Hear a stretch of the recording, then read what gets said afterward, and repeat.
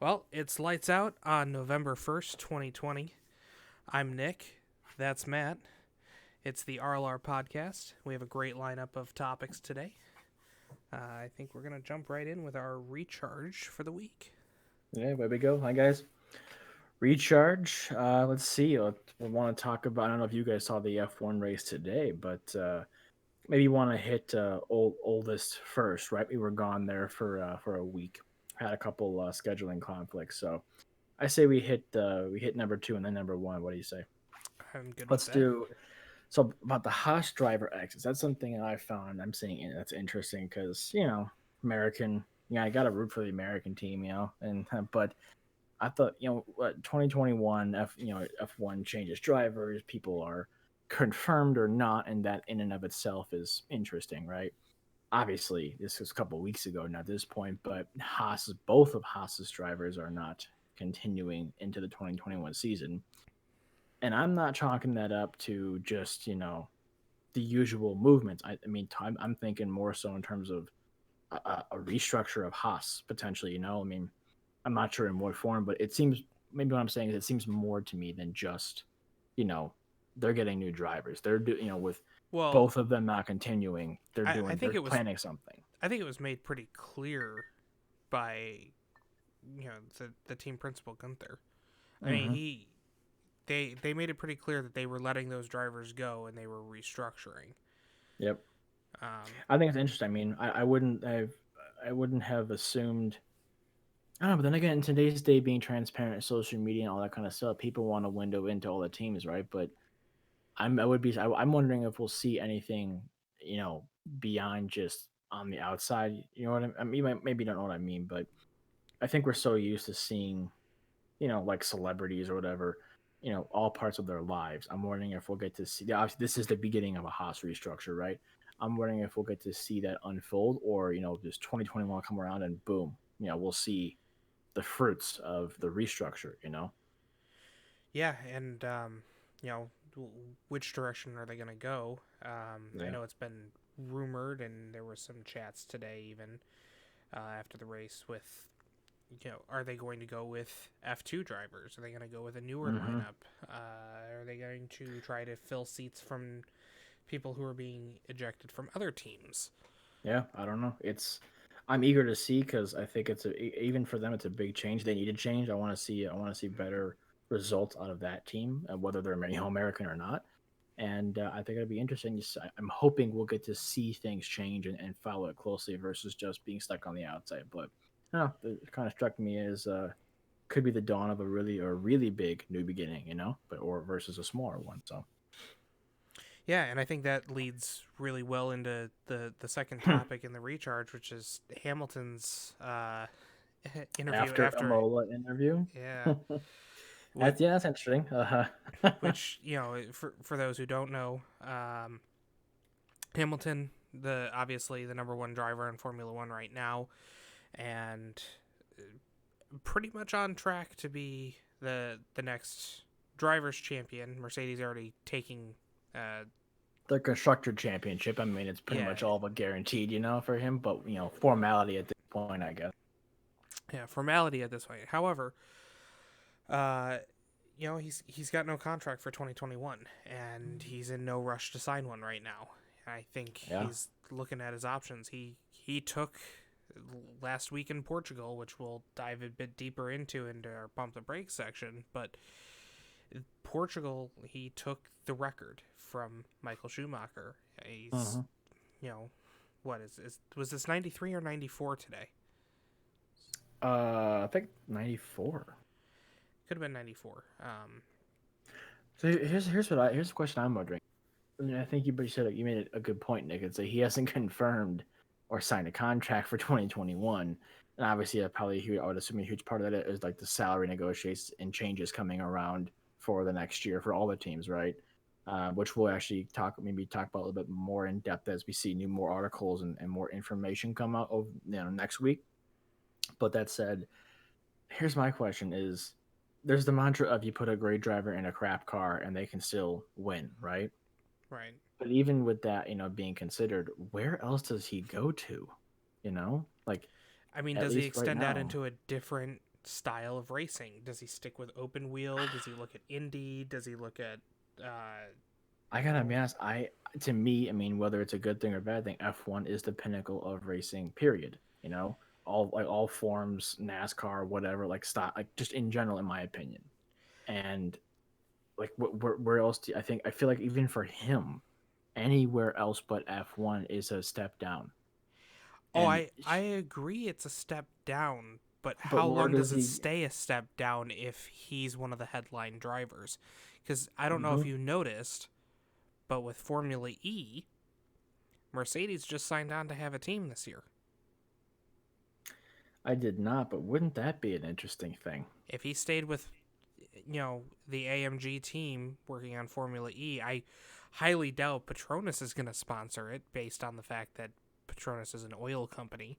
But That would be interesting. but Uh, it's one of those. so then, If if he goes somewhere else, but frankly, whether it be another team in F1 or any FN period, or you know any other Formula racing, racing open style, wheel. formula, yeah, whatever, right? Who then fills? I could have think along these lines. Wasn't there where Mercedes invited Max to test their car or something? I mean, not obviously an offer for a seat, but I don't know if let's say hypothetically he's not there, who then fills the seat? Well, I don't know who, but quite honestly, Mercedes has their pick of the litter right now. Oh, absolutely. I'm eager to see what develops, especially as maybe about why we'll hit more deeper on this next week as we see things transpire. I think it's kind of new, right? Over the last week, we've seen more articles break and more news break about the subject and the interview today. So I think it's interesting, but we'll see how things transpire over the next week. Yeah, definitely And interesting. bring it back to you guys. So with that, segue into paddock chat here. We have a couple random little things we want to talk about. So I think Nick's got something I didn't catch today, but Nick, you did, which I think is a fantastic achievement. But if you want to tell the ladies and gentlemen here what you were telling me about. Well, as anybody who has listened to our two previous episodes of the podcast, we are big Porsche fans. You Yes, don't say. Porsche, the two-syllable word Porsche. Um, if that hasn't come Something. across.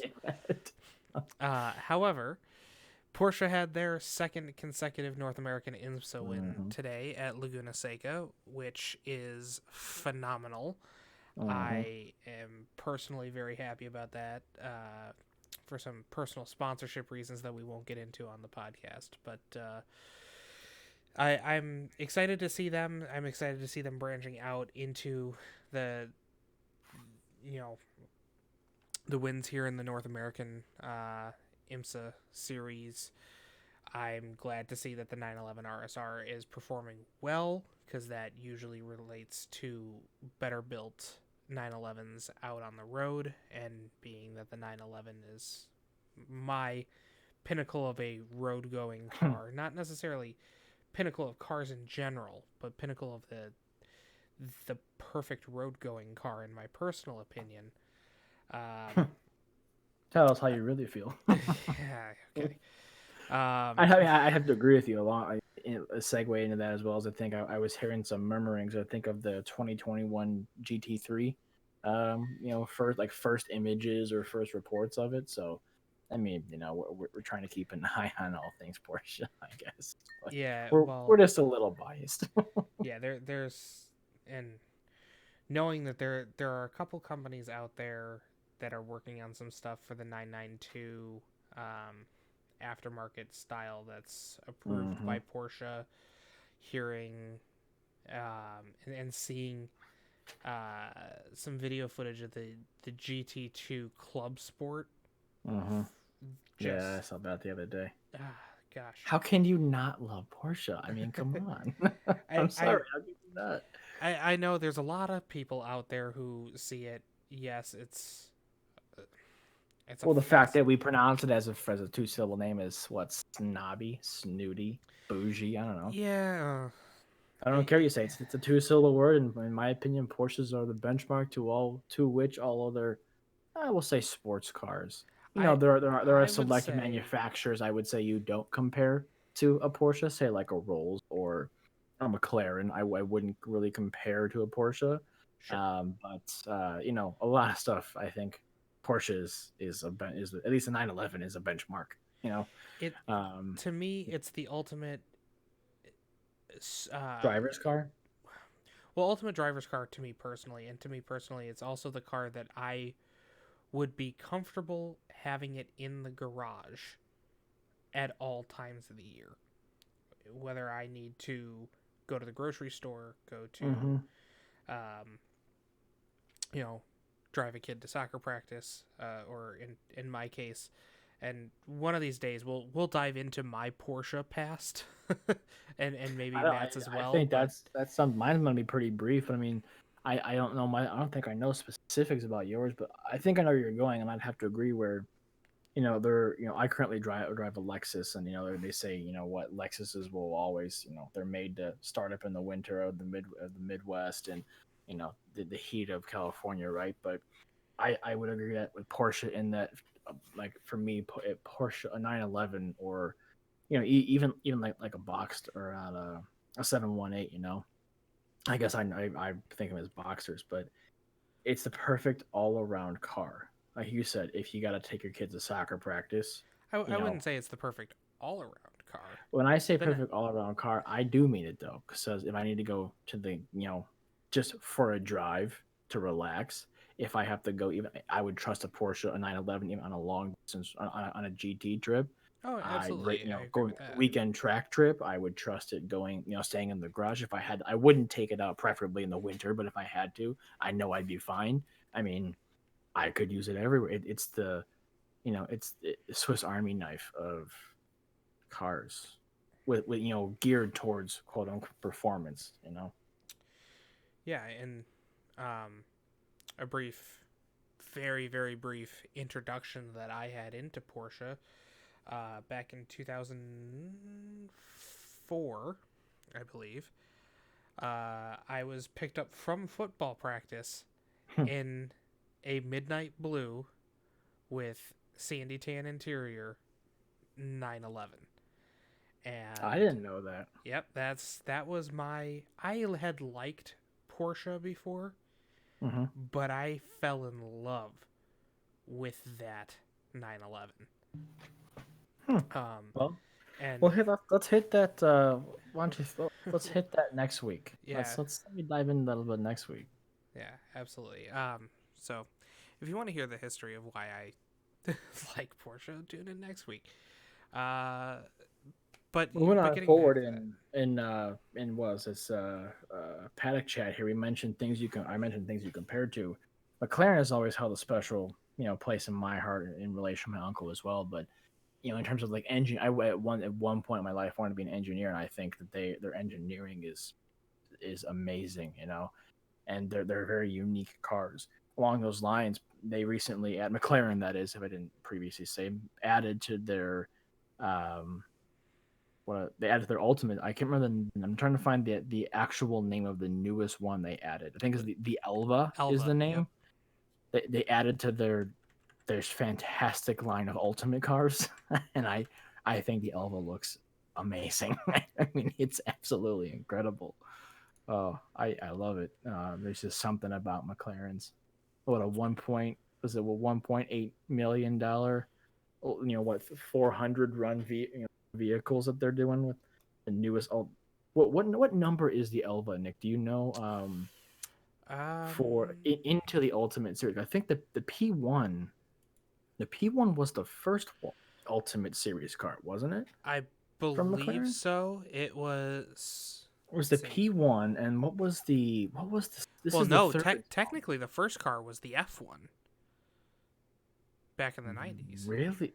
Yeah, that was that's it's the unofficial start of the Ultimate Series. So So you've got that the is F1, that the the P1, first?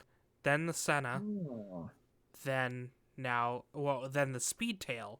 Now you've got the Elva. So I've heard people saying this is the fifth and or the third. I get the fifth if we're talking what you said F1, P1, I mean, Senna, how could you not? Speedtail, and the Elva, right? But Right. how would this be the third? Are we talking unofficial start is the F1, So but the actual start is the P1, and then the Senna, and then the Elva would make this technically the third or fifth, depending on the way you look at it? yeah. So the according to McLaren themselves, the Elva is a limited production fifth edition in the McLaren Ultimate Series, joining the F1, P1, Senna, and Speedtail. So to them that it is the fifth, not the third. I forgot where.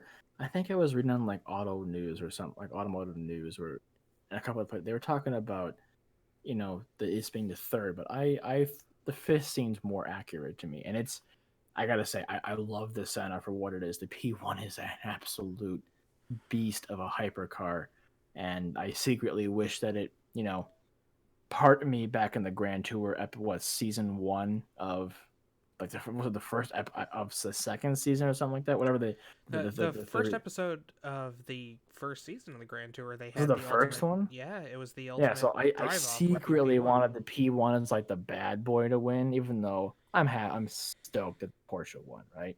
But that said, I gotta say, come all of these, the Speedtail is gorgeous. Oh, Not really catching my eye though, personally. I gotta say, for me, the Elva is the most beautiful one of the five. I, the in my it I in terms of beauty alone, I love the lines. I just think it's just gorgeous. well, it reminds me a lot of the uh what was it? It was the McLaren what was the open top speedster that Oh, Mercedes built with the McLaren branding? uh, let me You see know if I which can. one I'm talking. It looked very Yeah. similar to the SLR McLaren, but it was the Um. SLR McLaren with without a top on it. Oh, yeah, but It was named after a driver, and I'm gonna like if you're slap talking myself. about the Mercedes McLaren, I thought that was I call it the pointy one. Yes, It, that's what you're talking about, right? yeah. I'm trying to think Yeah. of which one God, I can't remember anymore. Anyway, I because mean they had the SLR McLaren, but then they had the SLR McLaren Roadster, it was and yeah. that was it. The Sterling Moss. Okay. Do you remember the Yeah. Sterling Moss? I'm not very well, but I'm about to go Google it. Yeah, the look it up. The Sterling Moss was an interesting concept because it was the Sterling. SLR in the Elva Oh, that's. pre-development kind of. I must say, I don't like. That's interesting. I don't really I like wasn't a it. fan of that. However, I can see based on the fact that it You was can see it in this. yeah, I can see it in Yeah, the Elva, the but the Elva's proportions way are more far better. gorgeous. Oh yeah, the one thing that I think McLaren they make beautiful cars technically, engineering wise, performance wise, and looks wise. Well, They're the and who interior sometimes or certain parts infotainment they might be lacking some new age stuff when they come out, but you can't argue that they make brilliant cars, who and can this is argue kind with butterfly doors? Come on now. of I know. Man, I just love this car. If you guys don't know much about the McLaren Ultimate Series, I didn't really know that. I knew the Senna was. I didn't really know until researching and learning about the Elba and when it first came out here and I first saw an article about it. I didn't realize the P1 was part of the Ultimate Series, which kind of was an interesting tidbit of information. But it is quite something that they're doing here, and I'll say that the Elba is the best one yet, in my opinion. So, Well, and it's they're using it as the introduction to the Monocage 3 mhm. chassis. So Yeah, gonna continue to see some wonderful things out of this manufacturer. Hopefully, we see some wonderful things to come out of their F1 team. oh yeah. So Well, with that, let's move on into and pump the brakes here and talk about deep dive on a couple of things. So so we what do we want to talk about first? You want to talk about Portugal? There's lots of things that happen in Portugal. let's talk about Portugal first, specifically the Portugal F1 race, and just because that was, I mean, it was literally a record-setting day, but Mm-hmm. it was also there's so I much mean, happened during that it race. I don't know, for some reason in my head it was just it was a wonderful race. It For really you know it what I mean? was. I mean, it was a Mercedes one too, which is I mean, but starting and to yeah, get. like I'm kind of, I mean, starting to get.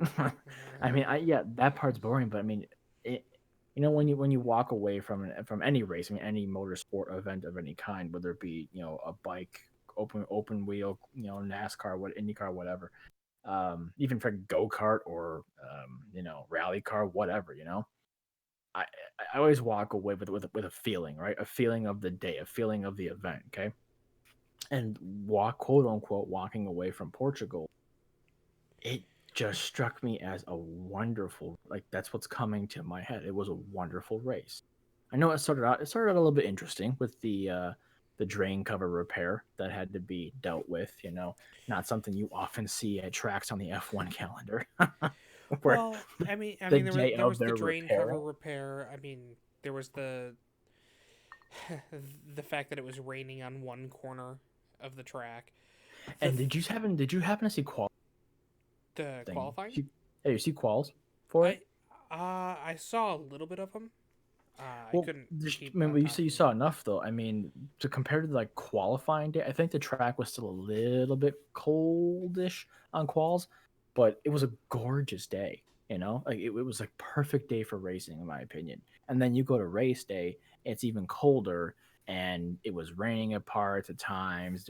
I don't remember there being, it was overcast. It's like, Well, and the where, wind where the was heck was? really whipping, I and that was causing And then some. quals was just gorgeous. I Yeah. mean, come on. So I was worried there for a little. I thought it was interesting. Oh yeah. What kind of weather we're gonna get? But It the Portugal race was in. I mean, the track itself is interesting, having that hmm plateau start hmm finish line where you've got to hmm come up that steep hill and then down that steep hill. I can't yep. imagine being in an F1 car and having to come down that hill into the rain into hmm that first real sharp turn. Well, especially the cars coming off of DRS. Well, I mean, and I think that led to so many of those cars exceeding track limits. How many black and white oh flags did we god, see? that if you want to move into the first thing, yeah, track. Gosh, the track limits. I don't know. I chalk it up to the race officials, but is it me or were they were just annoying with the track limits? I I don't mean, I don't I necessarily think almost they got were this. though, because You almost don't? everybody was exceeding them. But I I mean, I don't think got this that's feeling of necessarily the like let them driver's race. fault. I I don't see that as the driver's fault. I I don't see it as the drive. I agree. I don't see it as the driver's fault.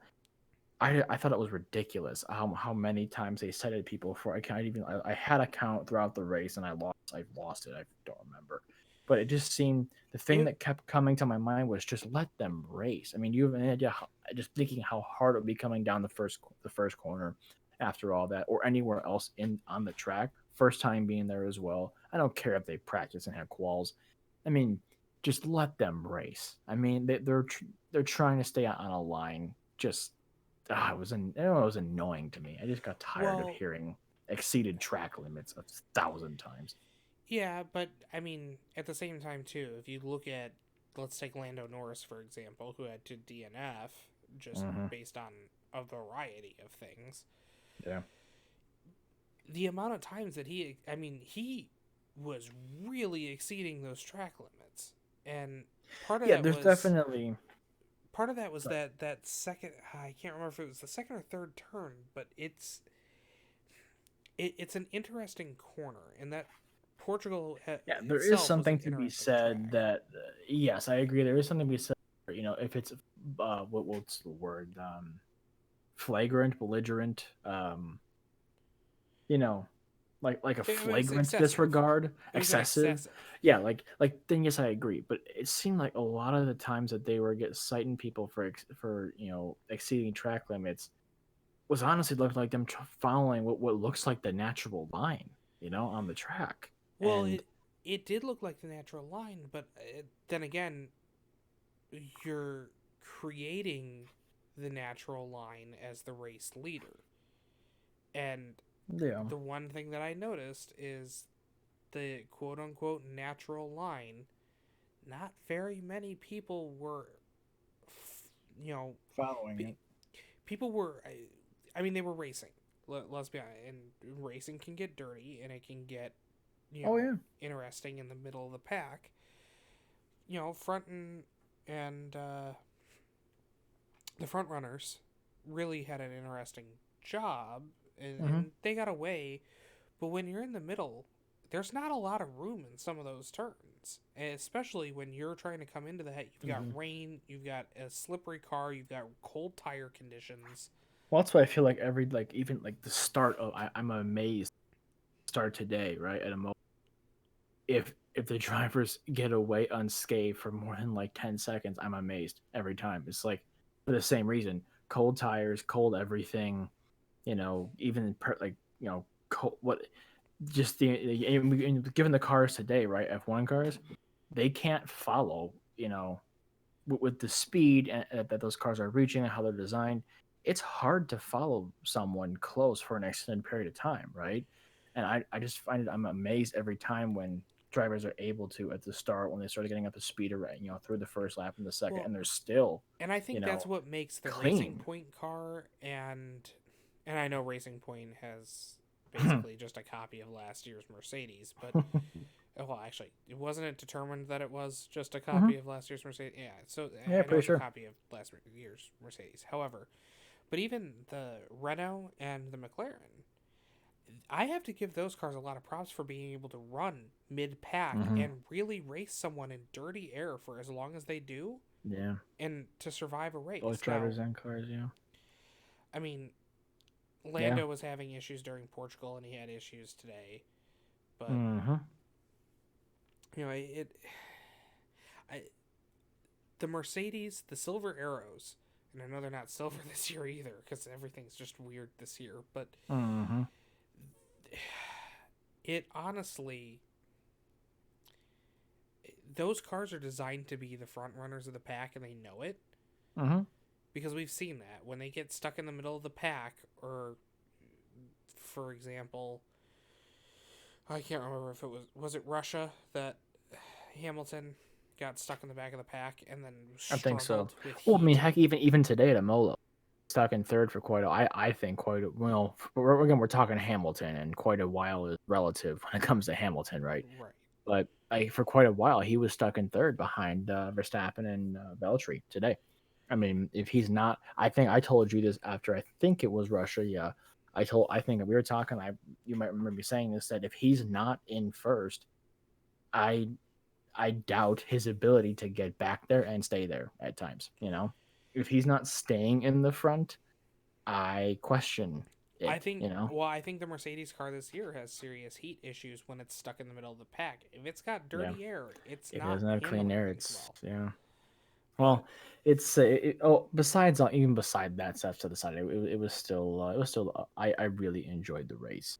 One yeah, if you want to talk about the I thought something I noticed in the race when it comes down to tire strategy. Um, and let's actually hit this first real quick. Hamilton, obviously, 92 wins. So actually today makes 93, I believe, because I think 92 was Portugal, right? For him. I mean, correct, most in yeah. F1 history, obviously not done yet. And no matter what you say about the guy, he's an incredible driver, well deserved. I loved seeing his dad there, you know, and well deserved. So congratulations to him, and just what an excellent driver.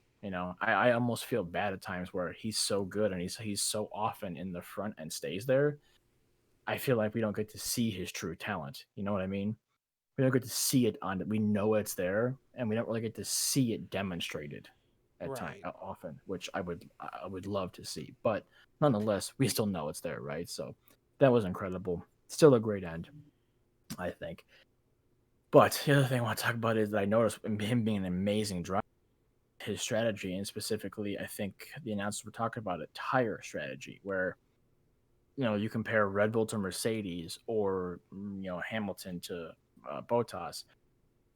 I think Max said it correctly after the after race interviews where they finished Red Bull, that is finished where they deserved to. Based on the decisions that they made.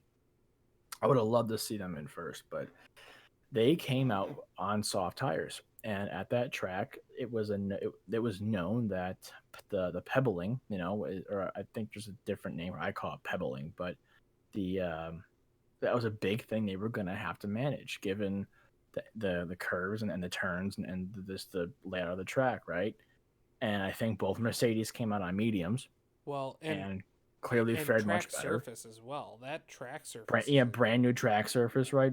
Basically, I mean, I don't think that they had a great strategy, and I agree with Max. As much as I want to see Red Bull win, them being my current favorite team, I think he was right. They, based on the decisions they made, quote, they deserved to finish where they did, and maybe extending that to Hamilton and Bottas.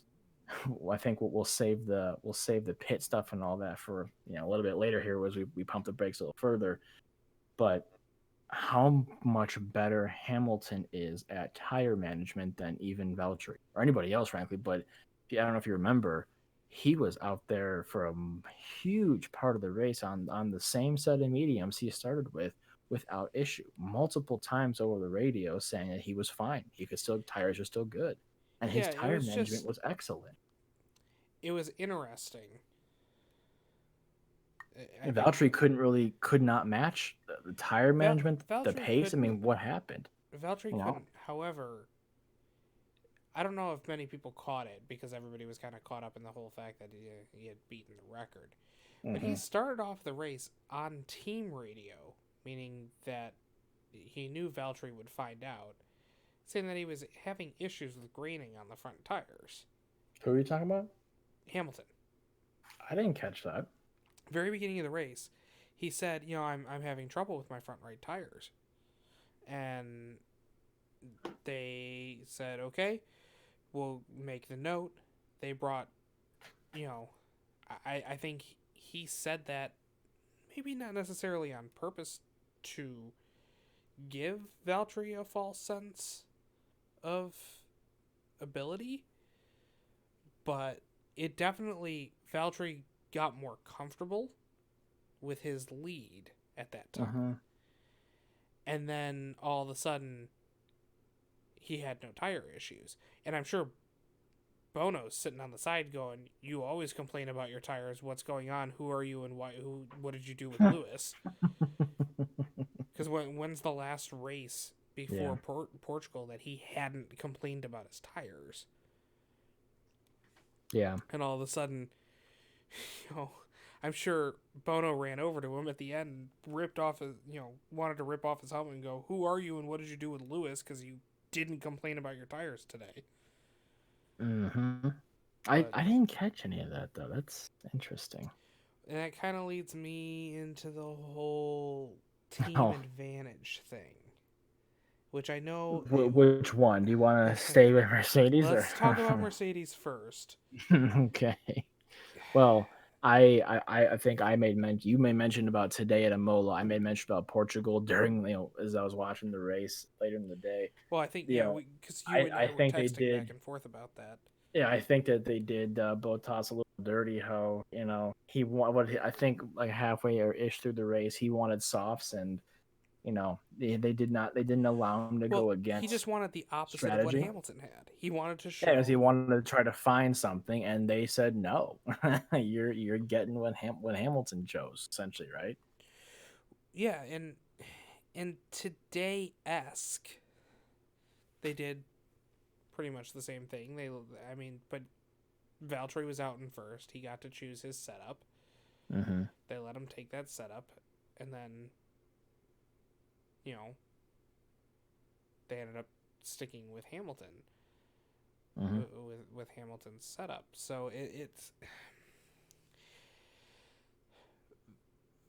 It's the thing is yeah, Valtteri has yeah. to What today live. is like Valtteri has in to live in the Hamilton's shadow. in the Hamilton shadow, which Yeah, today I think summed up today is that what beginning of the race where I think I did watch about the first half and I missed the last half and then watched the highlights with you too, and I remember come pitting, Valtteri basically had to stick to team strategy, and apparently Hamilton was allowed to keep quote unquote allowed to keep going, even for like they or even ask him for like another 10 laps, and then he benefited from like a perfect situation with the safety car, the safety, and I mean, yeah, I think he got real lucky, Christmas You're Day, talking about but Imola today, right? yes, Yeah. today at Imola, and it's like, well, why did Bottas have to follow a strategy and Hamilton didn't? I mean, Well, in I Valtteri, don't. Mm, because I mean, when you look at the two races side by side, you've got mhm, Hamilton in front in Portugal. He's going for the title. He's gonna, he's gonna take the record. And he mhm. says, "I want hard tires." They say yes. They give him the hard tires. He goes back out. Valtteri is coming in. He says, "I want the opposite of whatever he had." And they went, "Nope, you're getting hards." And they sent It's him a back bunch of out. crap, in my opinion. And Then what's the? I get like strategy and team, right? But what's the harm? What's the harm in if he you couldn't already keep know pace? that Hamilton is 26 seconds ahead of his own Exactly. teammate. He's already ahead. You're gonna finish first there and get the points that you need. And granted, yeah, you might not have clinched the constructors championship worst case within that race plus this one, right? But you would have gotten it through, after the bye week through Turkey, right? Anyway, you're gonna get it regardless. So, what is the freaking harm? It kind of makes me upset because he is so far. Yeah, you're right. He's so far ahead and he said he couldn't keep pace, couldn't figure out what was going wrong. So why not let him try something? What's the worst case? He has to come back in and work his way back up to like mid grid. If he has to change back to mediums or something But even again. even so, it was just Valtteri is, you can see it. It's like the big brother dynamic because Oh he yeah, just wants to show that he has some skill, and he definitely has it. He's got this, he's got was the second seat at Mercedes. He has it yeah, and even though it's not supposed to be a second seat, consistently. it's It, it's a we all second know, seat. right? But We all know that at most teams, it's a primary and a second. It's a first and second seat, even though it's not supposed to. It is though. Let's be honest. oh no, I At least with we'll even say big the big five, quote unquote. With Mercedes, Red Bull, Ferrari, a little bit of McLaren, a little bit of Renault sometimes. Yeah, I yeah, think I so. mean, well, I'm and tired of it, even frankly. AlphaTauri. Oh yeah, I mean, they're yeah, I'm there too. which, I'm by the way, with Imola today, congratulations to Daniel who came in fourth place oh for AlphaTauri. absolutely, and unfortunate for Gasly, he's been doing great, and I love watching him race and watching him fight it out and duke it out to take positions and keep them, and Well, and he had to I retire. can't I'm imagine well. that. I mean, and we were going to talk about this later, but I do have to bring up um, the subreddit Formula Dank that has just been on fire this week On point.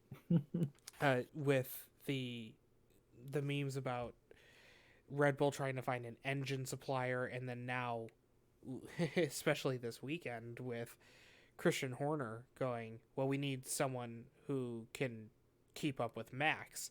And you look at the next position down, and it's the guy that he fired last year and swapped out with Alex, who can. And Alex is a good driver. I mean, anybody in F1 is going to be a good driver because Yep. they're in F1. I think it might be a topic for I think we might have already touched on the topic, but it's a second seat curse at Red Bull where Absolutely. Max is one of the three best drivers in F1, right? Yeah. arguably, equal to, back and forth, and I'd say in tie for number two with Bottas and him. At times, maybe even a little better.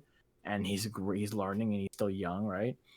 And then it's hard to compare to that. Like, put it this way: what would a team look like if it was Hamilton and anybody else on the team? It'd be the same exact way, right? Where Botas always seems like second cheese, right?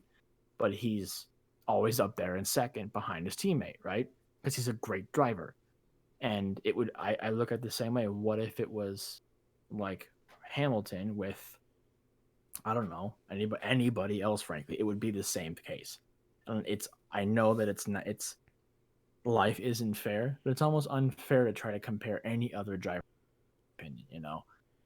So you're not comparing any of the driver to Bottas technically, besides the three best ones, Hamilton and Verstappen. Who do you actually get to compare to those three when you're talking outside of that group of three? Right. It's a second seed curse. I mean, they just churn through people because they can't.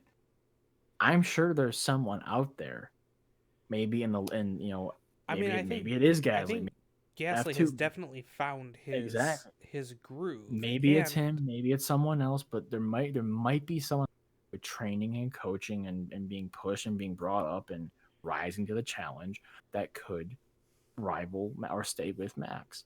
But I think that's a little way off, and I almost think it's a little unfair to in ways to say we need someone who can keep up with Max. But then again, it's not, because it's the business of the sport. It's Christian's job. It's just how it is, right? So I'm both for and against it. It's an interesting dynamic, sure. well, and then you really get to see the team advantages, and I this is going to be a controversial topic. We moving on to the other. Mm-hmm. To the horsies. as I lovingly coin for the listeners here. I grew up loving Ferraris, moved to Porsches, and I think both Nick and I would agree. Over the last couple of years, both business, keeping in tuned into Ferrari and their F1 team and some of their more, like legal side of business, doing business and some things they've done, they're not our favorite anymore. Or at least would that be a correct statement, The Nick? Ferrari. Here's the thing. I don't necessarily dislike the Ferrari race team. Mm-hmm. I disagree Well, with what some they of the just things said. that they do. However, and I don't necessarily disagree with a lot of the things that go on with Ferrari. I think they're building beautiful cars right now, and their F1 They cars are are. suffering. But I I, also I, the believe team that dynamic. their team dynamic is awful, and Yeah. Binotto is Some of the having stuff a they've done terrible time for me. hiding it. I mean, for me, it's some of the stuff they've done repeatedly to Seb, with even the stuff we're talking about now. It's it's a couple of legal things that the company did with releasing some new cars that don't sit well with me. But that said, they're not. I don't dislike them. I mean, I respect the badge. I respect the name. I respect the heritage. I respect the racing team, much like I do. When the days I don't like Mercedes or things like that. They're just. We'll put it this way. They say when you grow up, everyone had every kid had a poster of a Ferrari on his wall, and arguably, I did. I find myself wishing more often than not that it was a Lamborghini, to put it that way. So, And I grew up with a basement full of Lamborghinis. so But that's this is my personal opinion. That said, though, it's yeah, there's I don't know, man. What they compounded stuff that we with favoritism, shall we say, um, doesn't really sit well with me in terms of Ferrari. I know that the man with the glasses over here. I know that Binotto. I don't know how to pronounce his name in Italian. I'm sorry properly. I believe it's Binotto, but Binotto. yeah. Uh, that's the best I can do, folks. But I agree with you. It might be a controversial thing to say. I do not agree that the cars for the two Ferrari drivers are equal. I know that's still a hot topic. I know he has released statements and whatever saying there's no chance that their cars are different. I Here's the don't thing. agree. How can Seb in FP2 at Portugal just smoke the competition, and then all of a sudden the next day it's just like, That was in Portugal though. That was I know you're talking about. Wasn't that the race prior? Was that like Russia or something? well, it happened twice. It happened in Portugal too. I believe it was Did it? FP2 in Portugal that all because Seb had a new power unit, Uh-huh. and all of a sudden, I mean, I think I texted you the picture again, going back Formula Dank on point that day, where it was like, oh, it's happening. Uh, Oh yeah. Yeah, yeah. Okay, let me see. So, Yeah. Oh yeah, here it is. Yeah, it was the yep. I see the picture. It wasn't so I know why it doesn't sound familiar to me with Portugal because it happened in the second practice, and I didn't watch the yeah, practice. and that's, I don't know. It But you can't. I agree. The concept is you know it there's almost blatant. to me feels like he is at, so around here, and I know they're across the country, in the United States, but for any of our international listeners, there's an indoor go karting, electric go kart place called K1 Speed. Mhm, Not a sponsor love of the that place. podcast, but definitely a fun place that Matt and I frequent when it's a non-COVID Or at season. least say yeah, used to go to before when we could go do stuff. Right, and Yeah, as Nick said that we love the place. It is a time every time we. I mean, heck, I'm staring at the trophy that the first time Nick ever took me there.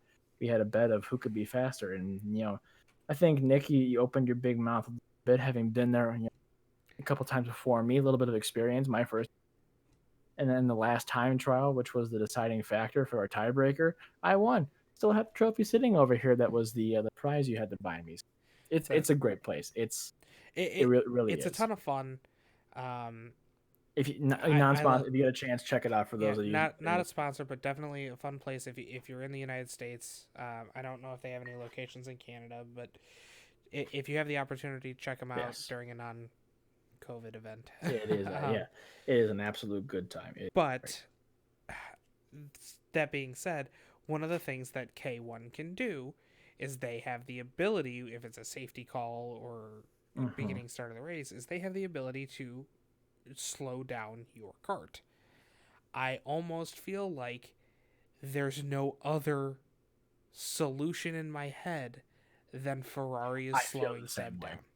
I know that the statements that have been released saying that the cars are the same. There's absolutely no difference, right? I know. I get it, and whether it's true or not, that hang on one second. Oh, I thought I'm on like updates like as they happen live. Like I'm talking about this stuff right now. I didn't. So I know what they said, and I acknowledge that in theory the cars are the same, but come on. Like Nick, you're talking about, you could see the performance in P2 of Portugal and the previous race or Russia, whatever race. I can't remember the name of it. One I didn't watch, but I watched the highlights that you point out to me, Nick. What they say and what happens in real life just doesn't make sense given the skill level even of the drivers or logic, It doesn't make sense that Seb should be able to essentially pass other drivers on the grid, but not his own teammate that is essentially has this, in theory, the same car. That doesn't make sense. I, I don't agree with it, and I don't care what they say. I don't. Nothing yet has changed my mind that the cars are not the same. Am I saying that correctly? I Yeah, don't think they're the same. That's what I'm getting at. well, or if they are the same, there is no reason to believe that they wouldn't have the ability to Yeah, okay. change So maybe, things maybe on the so car. maybe okay. So maybe that's a better way to say it that okay, fine, the cars are the same, but they have a way to increase or decrease certain advantages in each driver's car. That would make sense too.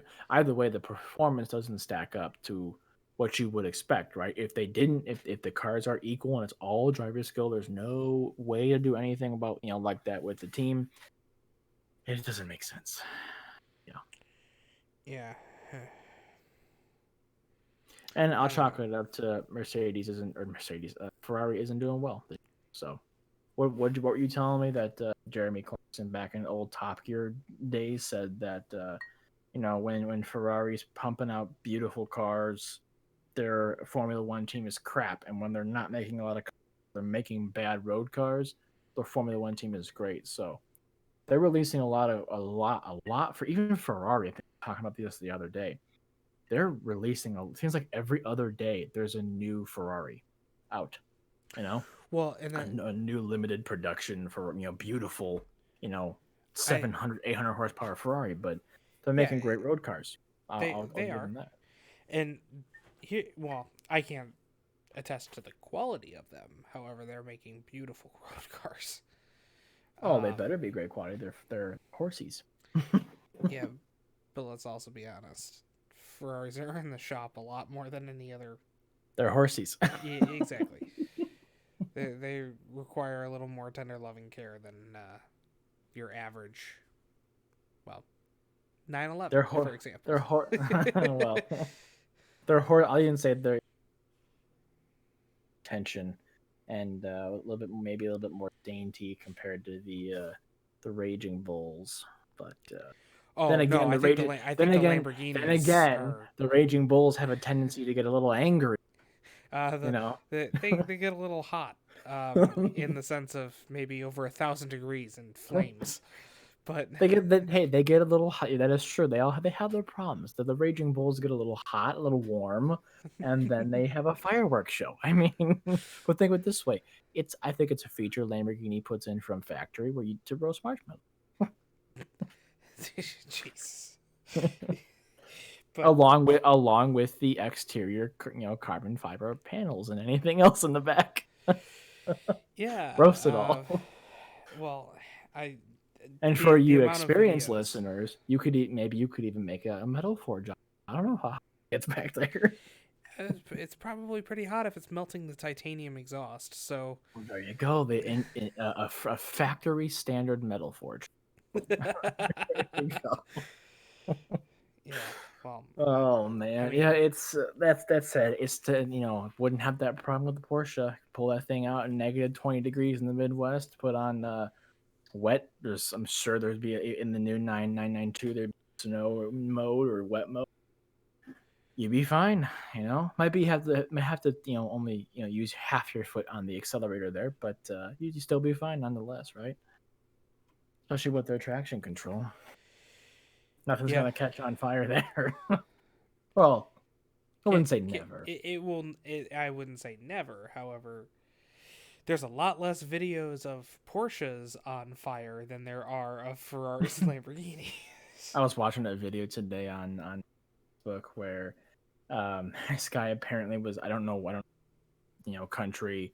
I don't remember the name of 789 horsepower Ferrari 812 or something like that, and he was at a stoplight and turned what is I think is traction control off, given the amount of beeps and you heard from the dash essentially.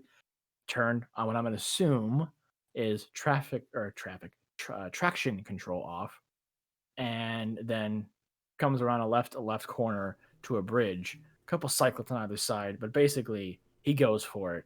And within a second or two of him going for it, cars immediately 90 degrees sideways, smashes into the bridge, airbags go off.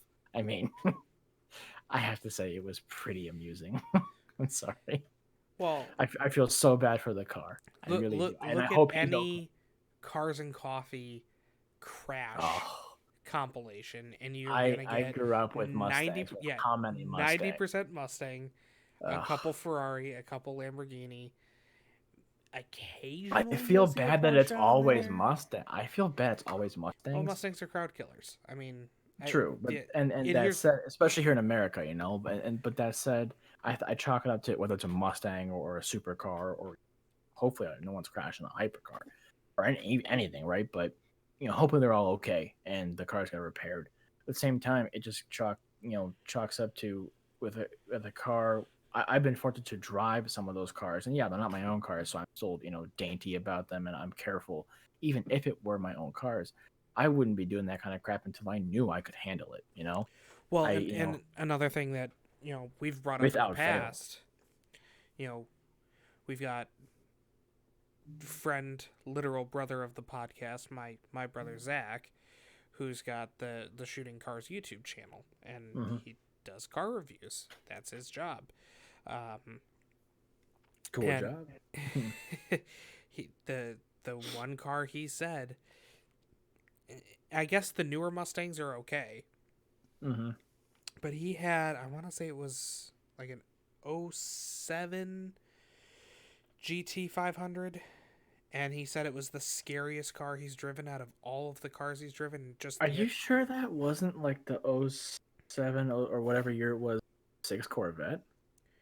No, it was the GT 500. It was the orange GT 500. He said that thing just wanted to drive him into a ditch every single time he I put. could have sworn that he was driving like the Z an '06 He had a Corvette, Corvette. and He had reviewed a Corvette that as one. well, Well, but I mean, he reviewed a seventh gen, but it was a sixth gen Z06, and I thought that was the one you're talking about, where that thing he just wouldn't go all out because it was terrifying, well, I which mean, would I make I believe sense. that one of those was his friend's like 1,000 horsepower Z06, which Mm. is, I mean, that If thing that's is the case, literally a and that's monster, understandable. right?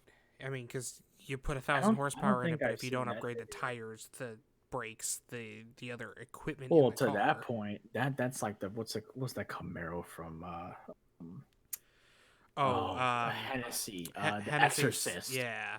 I mean, Yeah, they mentioned that on the Grand Tour. I mean, Everybody who's reviewed that car has mentioned that they just dumped a I've thousand horsepower in it to compete with the Demon. I had never heard of that car. I gotta say, when James May, I think, who was driving it, was going over it, where it's literally someone who was going over it. Might have been Jeremy talking about it or whatever, or poking fun at it. Come to think of it, that sounds more realistic. But it was, yeah, 1,000 horsepower in it with a giant supercharger, and you don't upgrade the suspension, any of the shocks, the brakes, the top, like it just all of it's stock. That like you're asking to send your customers to into a grave, Yeah, and then so have the exorcist carry them to heaven. uh, pretty much. So I mean, that's just here are all the wrong. Mustangs. So Zach has reviewed a ton of Mustangs. So he had the '66 Resto mod that he just did. Personally, I will say, having a '66 original convertible, that I'm that made me want to take that car and overhaul Resto Mod. It made me re-fall in love with my own car. That Resto Mod is an absolutely beautiful piece of work. It really is, and I just wish I was here when he actually had it outside of the house to take a look at it.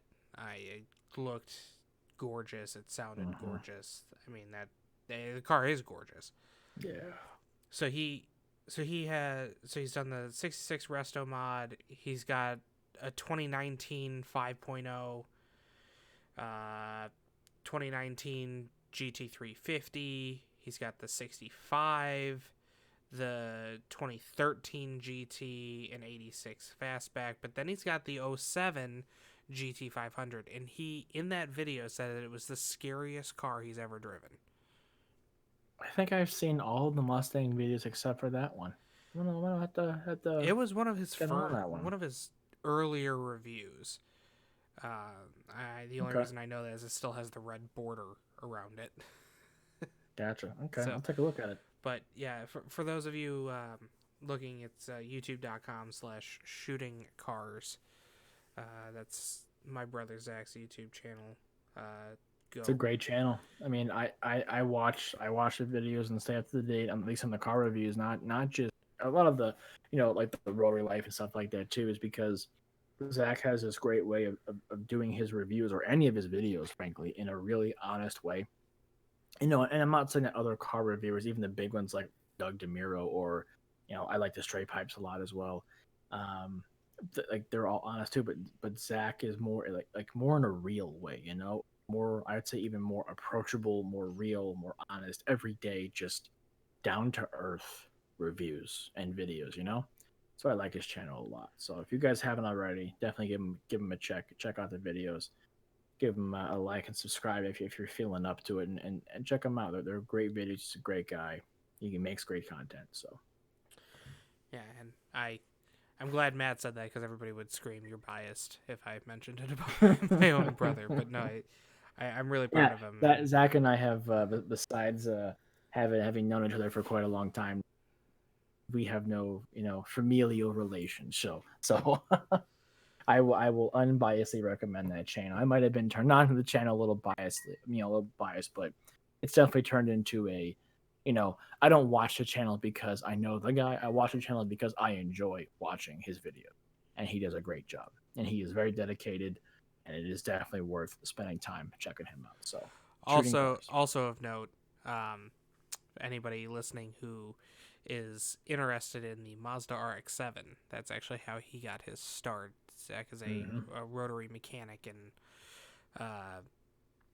went to college for filmmaking, but has had, I can't remember if he's owned 3 or 4 RX-7s now. I think it wasn't it even like through all the parts or anything. Like, I mean, technically, like 4. He's got. I mean, parts galore, but I think it was 4, wasn't it? I'd have there's to 3. There's 3 that I know of, but I'm sure that there's a 4th that. Well, just strictly on parts alone. But either way, yeah, go check him out. But something of note too, since we've got a little extra time in the podcast today, and we kind of wanted to give it trying a longer... to make up for make up for missing last week. So sorry about that. I don't know if we had a chance. Did we talk about the fact that Mazda is starting to go after BMW in the market? No. No, we have not. Did you see that? So Mazda's getting ready to release a rear-wheel drive Mazda 6 with a straight 6 under the hood. I have not seen anything about that. Oh, this is interesting news for me. Mazda. So, they are slowly sneaking up on the BMW. Oh, here we go. The next Mazda 6. This is from Motor Trend. The next Mazda 6 is going full BMW with a straight 6 engine and rear-wheel drive. I'm kind of excited to see it. I love the tagline for the article. Mazda is shooting its shot with the premium segment in a big way. Why don't you talk and let me familiarize myself with what's going on here. See if I don't have any quick opinions for the ladies and gentlemen. So outside of Zach's RX-7s, we've also had a lot of Mazdas in the family. I had a 2007 Speed 3, the car that also would try to throw you into a ditch every time you put your foot down, and I had done some modifications to it that didn't help that situation. But everybody who's a gearhead has accidentally ruined a car with modifications at some point in time. Whether it's interior design that should be saved as a relic of the early 2000s in the Pimp My Ride days, or pickup trucks that had hockey pucks stuck between the suspension so that you could try to get a higher ride height. For me, it was bullet holes. Didn't want. I thought real bullet holes would be better than those stickers you put on an old Chevy pickup truck. I learned real quick why that's a bad idea to shoot bullet holes in the side of a car. You haven't told me that story, but we'll circle back on it. I don't know if I actually know that story, but we've kind of been a Mazda family. We've been a Mazda Mopar family. I've had 2 Dodge Durangos. We've had Chrysler Pacifica, not the minivan, but the original crossover that was really just a Mercedes. I want to say it was a G-Class. No, not G-Class. Was it E-Class? No, GL Class. It was one of their crossovers, right? Yeah, it was that early crossover. Yeah, but people got pissed because Mercedes fanatics like that. They were pissed. They were rebranding a Mercedes basically. Yeah, it was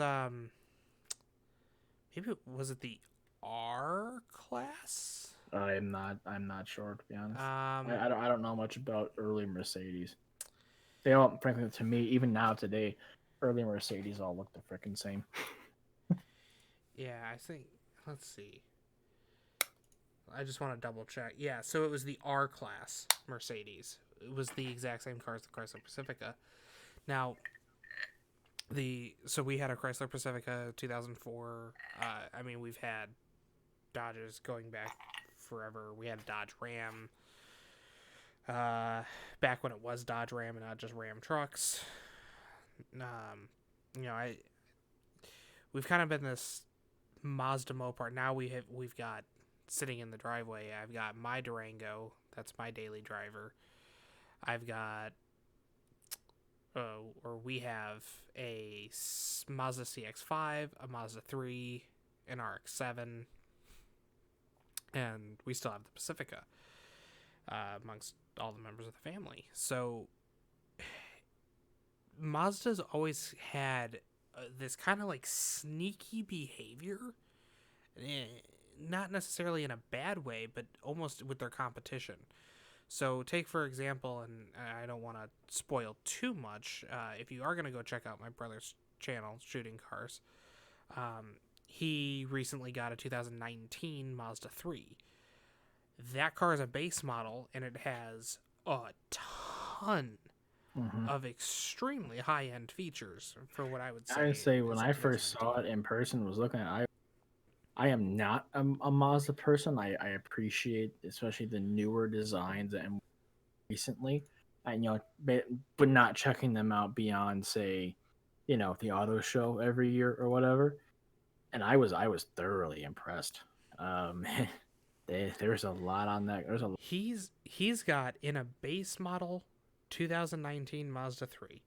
He's got radar cruise control. He's got like the premium seats, the premium entertainment system. He's, I mean, Apple CarPlay, Android Auto for us Android users. I mean, the car's he's got the Mazda connected system where he can start and lock the car from his cell phone. like 10 minutes later, right? Well, yeah, it takes a while, but Sorry, no, that's just. I just watched that video the other day from his channel. no, I yeah, it But you does mean your take a point still while, stands, right? but he has all the features, and the car didn't break the bank. I can't Uh-huh. remember exactly what he paid for it, but the car didn't break the bank. Yeah, it's kind of nuts.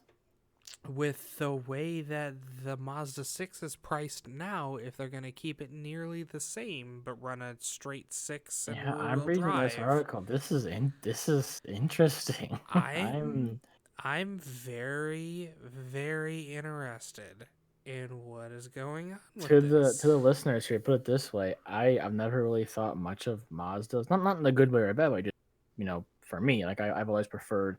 I grew up loving Corvettes since I was like 11, and alongside with Porsches as well. And Nick and I were talking. Maybe one of these podcasts we do, like more personal side of things. Just to inform the listeners about us, but my preferences have kind of shift or keep shifting. And the one Mazda I've always wanted is a Miata. And I'm about 6'1", and at least the one we drove in the show, and Zach did have one for a little bit of time. I didn't really fit well in them. I've driven them a little bit to know what kind of a car they are and how great it is. And I always wanted one, and I don't think I'll ever get one because I don't fit in them, right? I'm reading this, and with everything you're saying, Nick, if things turn out the way that I think they might, I might just want to get one of these for the hell of it. I mean, this is cool. I mean, it's going to take the Mazda 6 is going to take on the 3 I Series. mean, It's yeah, jeez, it's a very well, and I've always liked the 6 platform. Um, you know, obviously my Speed 3 was a hatch 3, but they also had the Speed 6. And I've driven a couple of them. They were all-wheel drive, 6 speeds with a 2.3 turbo, and hmm they were a ton of fun. And if it was up to me and money was no object, I'd try to go find a clean one just to have as a fun car, because the Speed 6 was truly one of my favorite driving experiences from before I got back into the Porsche experience. yeah, But during, I mean, I quite. want to see him take on BMW here. I the new I 3 want someone Series to from challenge that BMW. market. I really I really do. do too. I don't really look at Mercedes, offering for it, or I kind of, I really like the redesign. It's not redesign anymore, but like the current generation 3 Series, I really like it, and I would think it would be really neat.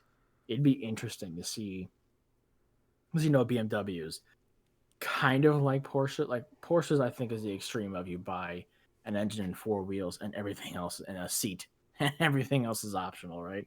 Sure. And an extra. BMW is like that in a way, in my opinion. And maybe not a bad thing in some ways. But given that, like Zach's new car, or all their cars in general, it always seems like you get more for your money. And I think it'd be interesting to see competing with the 3 Series. Yeah, to get a lot of the really cool stuff in the 3 Series, you got to pay a lot extra. That's just BMW. But if they can do the same thing with the six and keep their price down, I mean, and then the only other thing would be styling. I mean, I like the way the 3 Series looks now. They can keep it looking cool, for lack of a better expression. I see it as a no-brainer. The only thing you'll have to get past is the Mazda badge, which nowadays, you know, I think is fine. I think back in the day, Mazda was, a lot of people didn't like Japanese cars, but for example, or even just non-American cars here in the States, rather. I think that's kind of gone by the wayside as we've seen introductions of like other brands, with great offerings from Mazda and Nissan with all these great, like base model or low model cars with tons of features. I mean, heck, we were at the auto show, and what was it, the Kia 600, or I think it was that you and I think, well, it was 600, right? Where you With and K600, the K600, that's right. Where it's like, this is, a or was it? Mercedes, Or no, I'm uh, sorry. Is it the the K9 K7. K900? I think, That okay, it was might it. have been the K9, but the good point is like something from, you know, is Something from Kia or Hyundai that standing up to the surprised S us. class of a Mercedes. I mean, not only are we seeing American car manufacturers step up their game, which is long as finally, right, over the past 5 years, 10 years even, but I'd almost argue that you know Japanese, Korean car brands are even further stepping up their game to really compete with German cars, frankly. Well, I mean, e- even in I've always in saw German most of the cars pinnacle. rankings, I see the. I mean, the K900 stacks up against the S8 and the A8, and the Genesis G90, which is the same car but with the Genesis name badge on it, Mm-hmm. sits number 4 in the rankings of its class behind the S class, the AMG S class, and the A8. I mean, Mm-hmm. that's Yeah, I think it's extremely interesting. high praise. When I was growing up, I always saw Japanese cars, American cars competing with Japanese cars. And now that I And actually that was see kind of just American cars leftover from competing, the fuel crisis. I yeah, mean, absolutely. Now I think it's more of a level playing field where I would still personally give the edge to some of the Japanese or Korean cars. Given like stuff they that come base, like in Zach's case, for example, um, you know, versus the American cars, but the quality is definitely up there and all that. Now I think we're seeing foreign cars, quote unquote, non-American or Japanese, really attack you know the pinnacle of automotive design, and which I've always thought personally is German cars. Not even just saying Porsche, but just German cars well, yeah, are the the top. the big You three know. Germans that I would say everybody compares to are the Porsches, Uh-huh. or Mercedes really and BMW. less so Porsche. Uh, Porsche's kind of got the niche market in specific areas, but yeah, it really would be Mercedes, it's BMW, and Audi. exactly. I would say those three, if you're looking at your Normal standard, cars, yeah, your standard standard cars. German luxury cars, Uh-huh. those three are the the standards for that. Uh-huh. Yeah. If you It's look, it's interesting, man. I like seeing all these different shifts, and I like seeing this weird, like with the Mazda 6, this weird stuff, weird but cool. Yeah, and it's well, and if you look at the international market, we focus a lot on the North American market, and a lot of people focus a lot on the North American and the UK market, not Hmm. necessarily the European market in general, but the UK market. If you look at the German market right now, it's very interesting. Like the culture of kind of the whole pimp my ride style thing, but with Lamborghinis and Ferraris. I wanna learn more about the Chinese market. I lived there a short, like a couple months, a couple years ago, and one thing that I'm not sure if it's persisted, but one thing that struck me, being a petrol head, back then as well, is Lincoln and what it means in China. Everywhere that I went, and I wasn't, just there as a tourist. I was there working and having meetings and, working with some pretty, well, let's say influential, successful individuals over there in Shanghai and Beijing. For those who might not know, Beijing is like political center of China, and Shanghai is like the economic center. And I was trying to confirm with them, and it seemed like here in the states, and I'd say overseas, like in Europe, Lincoln isn't as big of a deal than it is here in the states, right? And I grew up with my grandparents. They had still do a Lincoln Town Car. It was an excellent car, huge car, but built off My of the my Mercury grandparents, platform, right? well, it was built off the Panther platform, so it was the Crown Yeah, Vic, the yeah. I'm thinking the Mercury, but either way, it's a great car. They still have it, and I love that thing. well If I wanted to boat, I mean the town car has been yeah, kind of a staple. It was every car, it was every limo, it was every yeah. So I you mean, know. Lincoln used to be like, that's what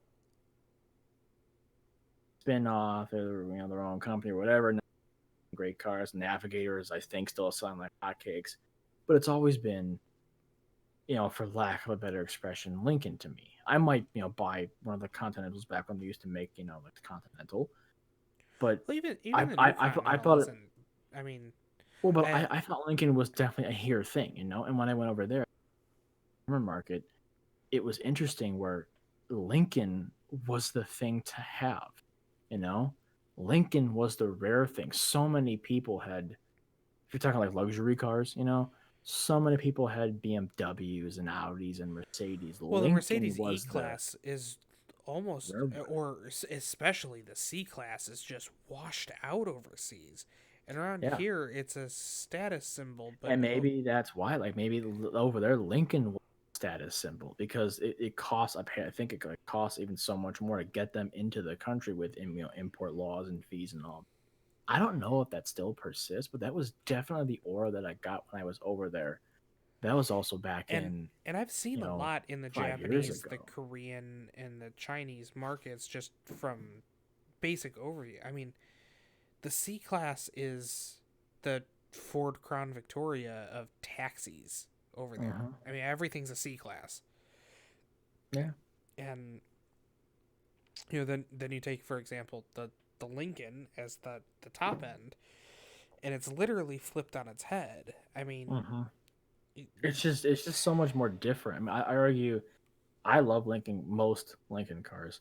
I love the I've sat in, and I actually got to drive a Navigator, and I've sat in Continentals, and I love the Continental. At least I think the they're done making it now, but I loved it. I mean, we sat in what was it, like the blue, like the black label yeah, it was the edition black of the label. Continental. Oh my gosh, was it great! I love the Navigator. So I still think they're selling like hot cakes, or at least they were, and for good reason.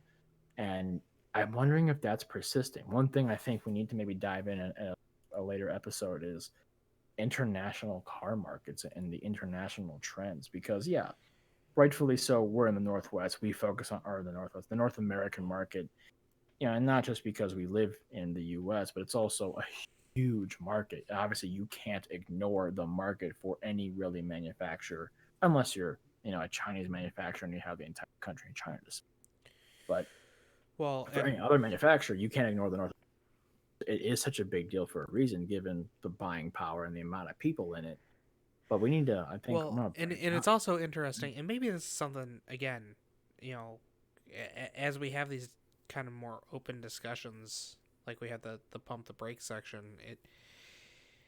Do we do a deep dive on the markets, like comparing the U.S. North American market to the Canadian North American market to the Mexican North American market Yeah. to the UK market or the German market versus the just general Asian market. Look at what's going on in India for Yeah. you know That is a wild.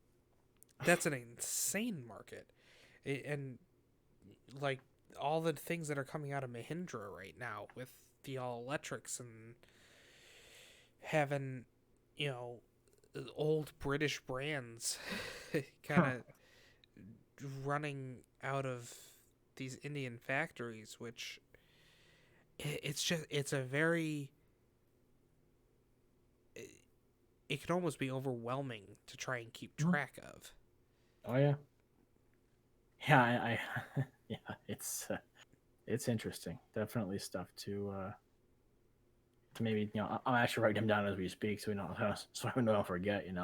Definitely stuff to dive into. Maybe we stop focusing on current events and race stuff like that. We can go more general, more something kind of off the cuff or off the cuff, but a little bit more out in left field. Something you might not think about very often in the automotive. Yeah, and another thing that I always throw out there is if there's something you want us to talk about on this podcast, let us know. It's the email address is podcast@redlineresorts.com. Yeah. And it's you know I'm always open to talk about more than even just cars. Oh Look yeah. at Ditto. the amount of things coming out of the the other motorized market, I'll call it, or just general mechanical market. Look at you know what's going on with Bombardier and Boeing and the jet market, and you are much more into the yacht market than I am. You know anything with a motor is that's Yeah. stuff that Maybe we're we we're interested in. open it So up. Anything with them? Yeah. Anything with them? Electrical. Yeah, I think we got a couple of things electric you might be dabbing. So, I mean, you may mention, might as well segue out for this week here. Unless you have anything else to bring up, my good friend. I think we kind of hit everything we want to chat about today, right? I think that's everything. We're getting close to our time anyway. So Yeah. So I think. Let me see here. I think we hit everything. So with that, if you guys have any questions, let us know. But that's the checkered flag on this week. Thanks for tuning in, everyone. For another week, we will be back come recording next Sunday for Sunday Monday release like normal. Be sure to check out our social medias, and as Nick had mentioned, at Redline Resorts on all social media platforms. And if you guys have any questions or have any things you want to engage with us on or talk about, email us at podcast@redlineresorts.com. Other than that, I'm Matt. That's Nick, and we'll see you next time.